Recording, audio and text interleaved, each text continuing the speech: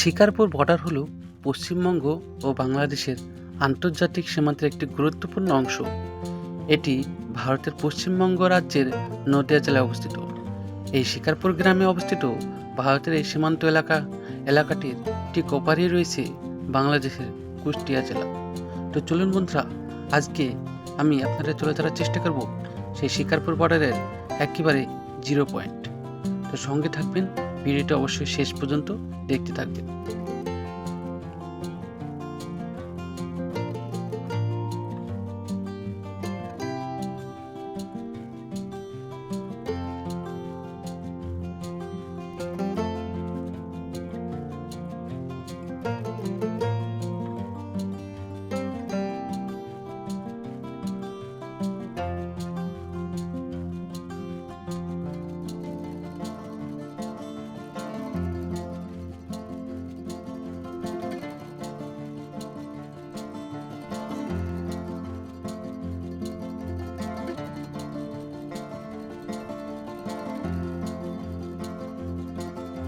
তো বন্ধুরা, চলে আসলাম আরও একটা নতুন ভিডিও নিয়ে। তো বন্ধুরা, আমরা এখন আছি, এটা হচ্ছে নাটনা বিলপাড়া। দেখুন, হ্যাঁ, এখানে বন্ধু আছে, বন্ধু আর আমি আজকে। তো এখানে দূরে দেখলাম, হ্যাঁ, কিছু ভাইরা ওখানে মাছ ধরছে এই বিলে। তো ভাবলাম দাঁড়িয়ে আপনার মাঝে তুলে ধরার চেষ্টা করি। আর এটা হচ্ছে সেই নাটনা গ্রাম, হ্যাঁ, নাটনার সেই বিল। তো এখানে ভিউটা খুবই সুন্দর। তো এই সাইড থেকে যেসব গাড়িগুলো যাচ্ছে একেবারে কিন্তু বর্ডার অঞ্চলের দিকে, যেমন রাজাপুর, এরকম অনেক গ্রাম আছে এই সাইডে। তো সেই সাইডে সেই গ্রামের দিকে আমরা এখন যেতে চলেছি। আর বাংলাদেশের বিশেষ করে গ্রাম হচ্ছে মুন্সিখন্ডি, ঠিক আছে। তো চলুন সেখানকার দৃশ্য, সেখানকার গ্রাম বাংলার তারা কীভাবে বসবাস করে একেবারে জিরো পয়েন্টে, তো সেসবগুলো এই ভিডিওতে তুলে ধরার চেষ্টা করব। তো সঙ্গে থাকবেন। তো এখানে বন্ধুদের গ্রামের একজন ছোট্ট ছেলে, হ্যাঁ, সেখানে আছে। বন্ধু, তোমাদের গ্রামে তাহলে না? তো এখানে বন্ধুর একটা গ্রামের ছেলে এখানে বেড়াতে এসেছে, তার নানের বাড়ি। আর এটা হচ্ছে নাটনার যে বিল, সেই বিলে এখন আছি। তো আমরা এখন যাব সোজা একেবারে সেই বর্ডারের দিকে। আর এখান থেকে বর্ডারের দূরত্ব হচ্ছে প্রায় 7 থেকে 8 কিলোমিটার। আর এসব গাড়িগুলো যাচ্ছে এখন করিমপুর শহর, যেটা বর্ডারের খুব কাছে গ্রাম।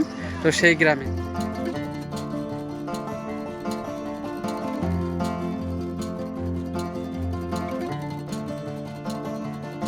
হচ্ছে একেবারে সেই বর্ডারের দিকে।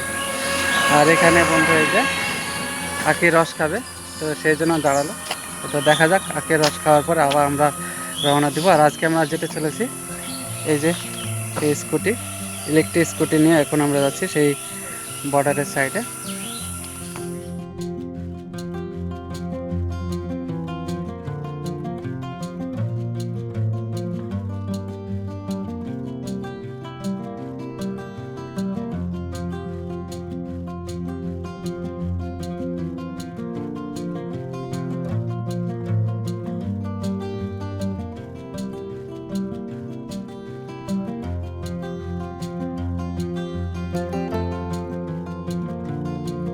তো বন্ধুরা, এখন আমরা আছি সেই শিকারপুর রোড। তো এটা হচ্ছে সেই শিকারপুর বর্ডার যাওয়ার রোড। আর পাশেই বর্ডার দেখা যাচ্ছে, ঠিক আছে, আমার পিছেই বর্ডার দেখা যাচ্ছে। তো সেটা আপনাদের সামনে তুলে ধরার চেষ্টা করব। আর এই যে ইলেকট্রিক স্কুটি, আর বন্ধু অবশ্য শিকারপুর আসার শুরুতেই ব্লগ শুরু করেছে। কারণ এটা হচ্ছে এক প্রাচীনকালের একটাই রাস্তা, যেটা করিমপুরের সাথে যুক্ত, মানে বর্ডার অঞ্চলের মানুষদের করিমপুরের সাথে যুক্ত একটাই মাত্র রাস্তা। এই এলাকায় অনেক গ্রাম আছে, তো সেই গ্রামের মানুষজন, এটা হচ্ছে তার মেন রাস্তা। তো এটা কিন্তু একসময় ইংরেজরা এখানে আসতো, এখানে নীলকুঠির নীল চাষ করতো। এখানে নীলকুঠি আছে, শিকারপুর নীলকুঠি, শিকারপুর পার্ক। তো সেই সব ভিডিও কিন্তু আমি অনেক তুলে ধরার চেষ্টা করেছি অনেকবার। তো আজকে যাচ্ছি একেবারে রাস্তা। আর এটা হচ্ছে শিকারপুর বর্ডার। আর বাংলাদেশের ওই সাইড হচ্ছে বিলগাছিয়া, হ্যাঁ, বাংলাদেশের। আর এই যে বর্ডার দেখুন, ঠিক আছে। তো বাংলাদেশের গ্রামটা আপনার সামনে তুলে ধরার চেষ্টা করলাম। তো যেহেতু আমি চরমেঘনা যাচ্ছি, তো সেখানেও গ্রাম আছে, তো সেগুলা তুলে ধরার চেষ্টা করব। আর এই হচ্ছে গাড়ি, হ্যাঁ।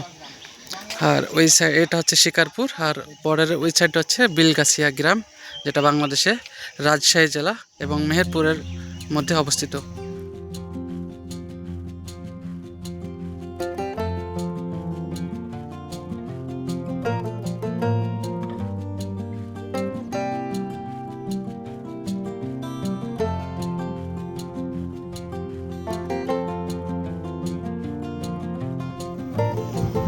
তো বন্ধুরা পাশে হচ্ছে বর্ডার, কি বলবো, বর্ডার দেখলে বন্ধু আর মনটা কেমন কেমন করে, তাই বর্ডারে নেমে ভিডিও শুরু করছে। আর এই সাইডে বর্ডার, তো পাশে জুম করে আপনাদের দেখানোর চেষ্টা করলাম সেই বর্ডারটা।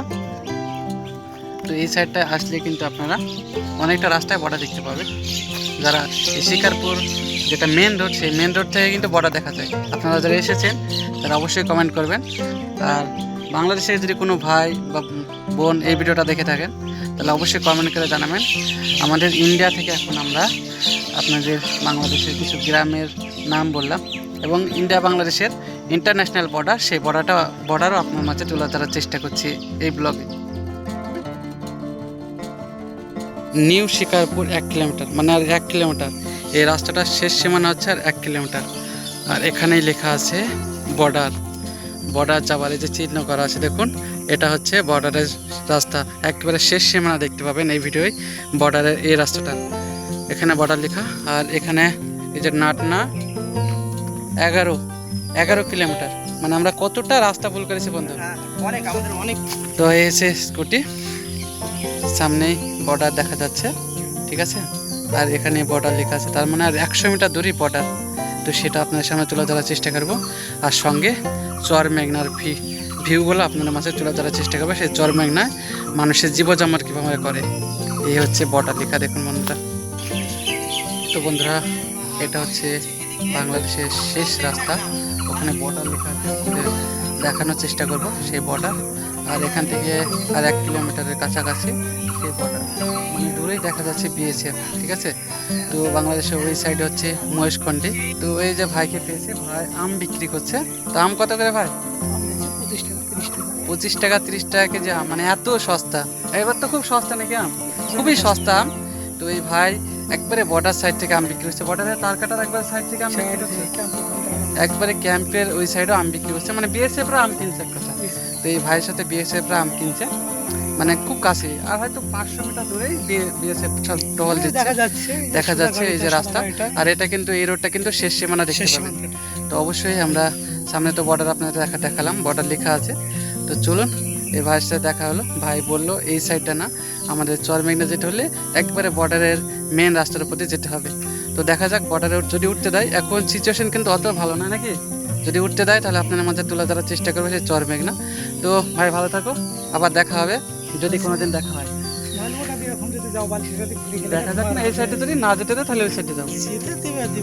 তো এই বন্ধুর সাথে কথা বলে, হ্যাঁ, সামনে বর্ডার লেখা আছে, তো সঙ্গে থাকবেন।